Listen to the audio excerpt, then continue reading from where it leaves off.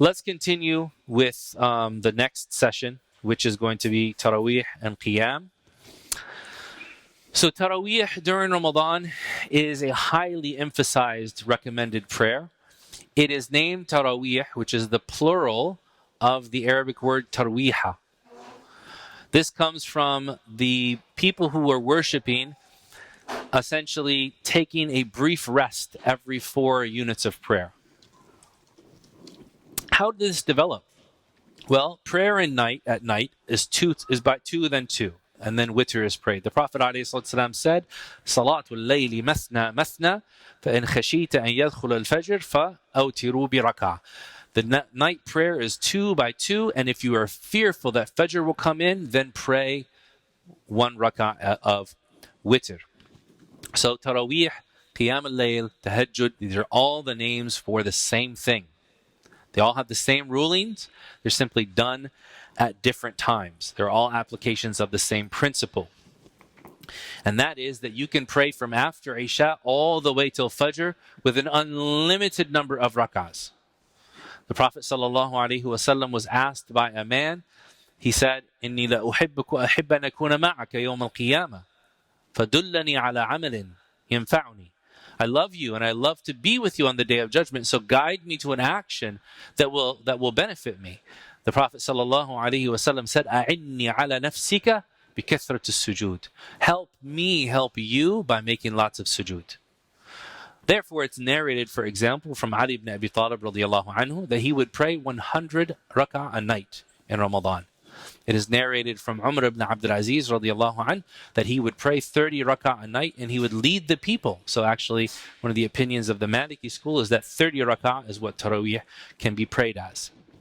However, the scholars of the form of Dhahib have said that it is preferred that a person pray 20 rak'ah behind an imam in his local mosque. Why? A few things. All of the general ahadith where the Prophet ﷺ either prayed 11 or prayed 13 or left it up to the person and their ability shows that the intention is to pray at night in a fashion that is pleasing to Allah. Aisha radiallahu anha, she said, yes, the Prophet ﷺ would only pray 11. لكن لا تسأل عن حسنهن وطولهن. He said, yes, he used to only pray 11, but don't ask how long they were and how beautiful they were. Right? So why did 20 rak'ah become a thing? Well, 20 rak'ah became a thing because during the time of the Prophet ﷺ, he would pray with the people at night, and then sometimes he would leave it off so that didn't want people to think that it was an obligation. That's number one. During the time of Umar, people continued this, but what happened is that people would come to the masjid at different times of the night, everyone starting their own congregation, everyone reciting over each other. And so the sounds started to go together. And he saw this and he said, this is not what this was the purpose of. In fact, there are ahadith specifically about not reciting the Quran over each other. So what did he do? He told 2 of the Sahaba, Tamim al-Dari and Ubay ibn Ka'b, to lead the people in prayer. For one of them to do 10 and the other of them to do 10. So why did they settle on this number of 20?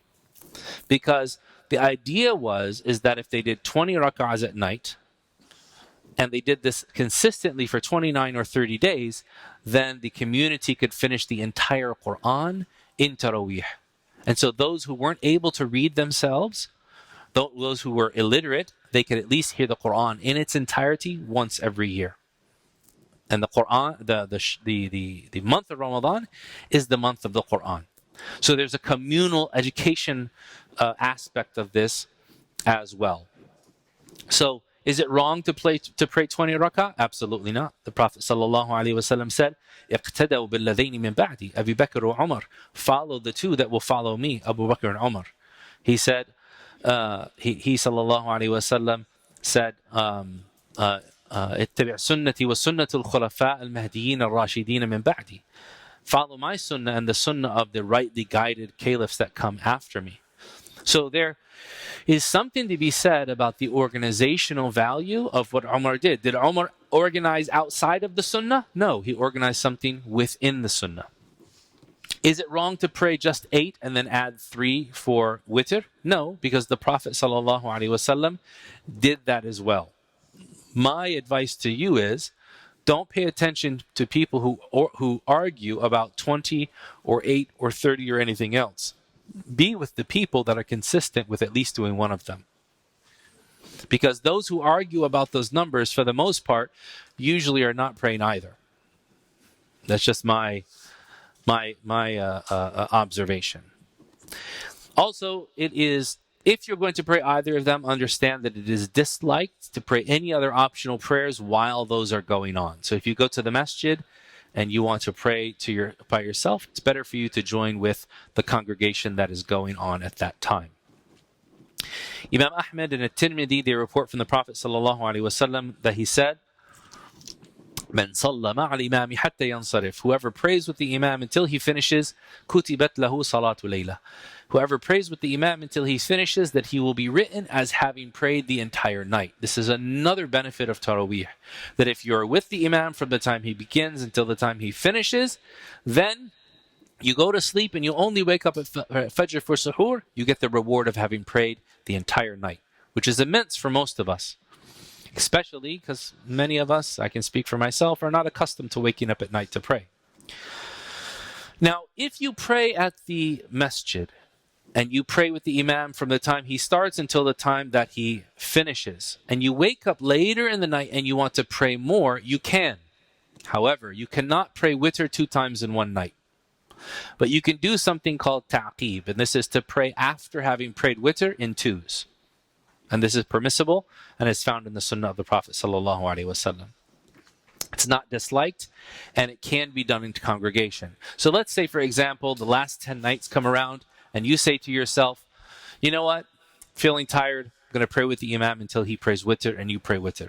And then you end up waking up around 2 or 3, and you go, what? You know what? MashaAllah, Brother Mubarak has such a beautiful voice. He's going to be leading Qiyam this year. You know, MashaAllah. You know, I gotta make it to the Dawah center.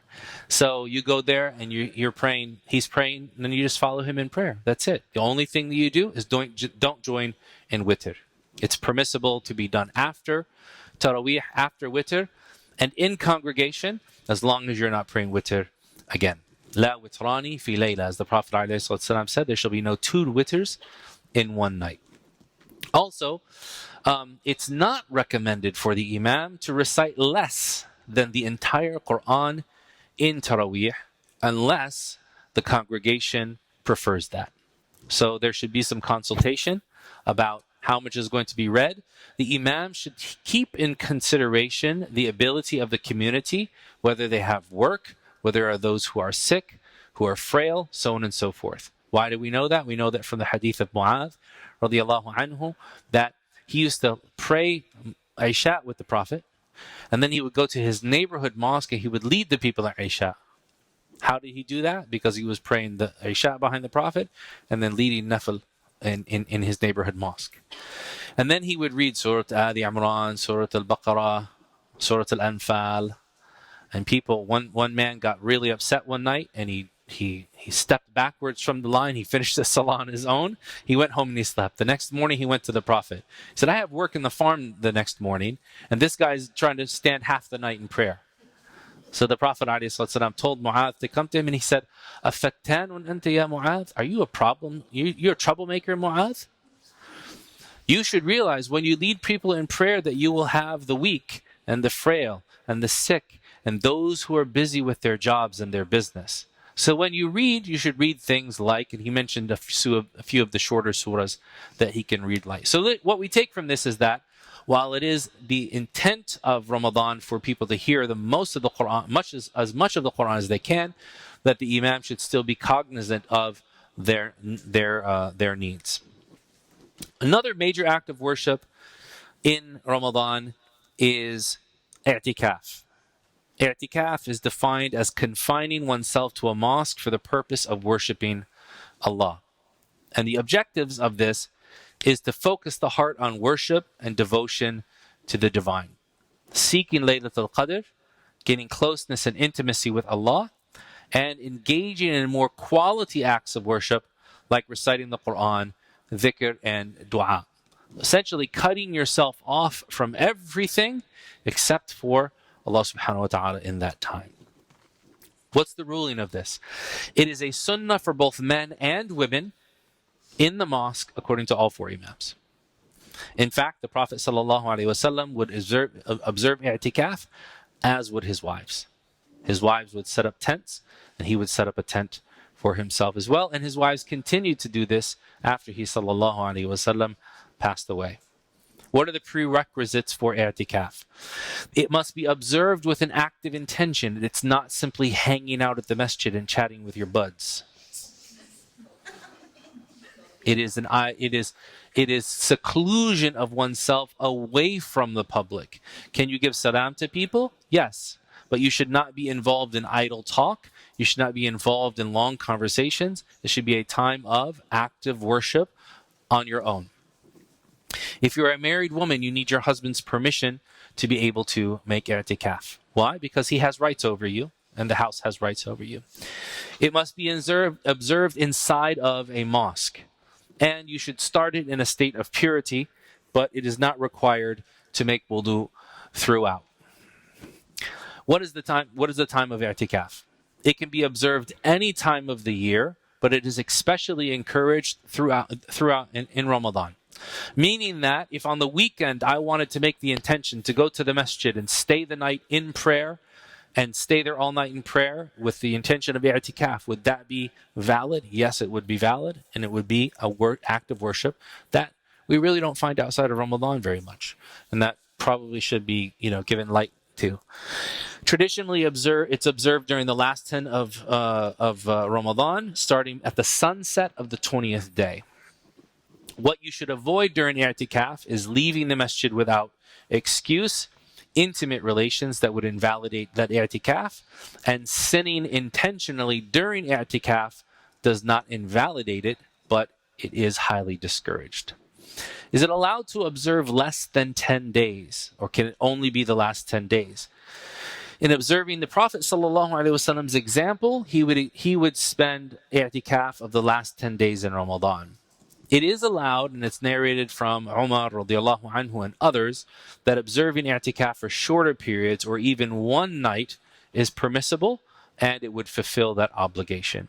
Can you make i'tikaf in less than a day? Can I make i'tikaf for 1 hour? Yes, there are some scholars that say that as long as your intention is to seclude yourself for that time in the masjid for worship, then inshallah ta'ala that will be counted as a reward for you.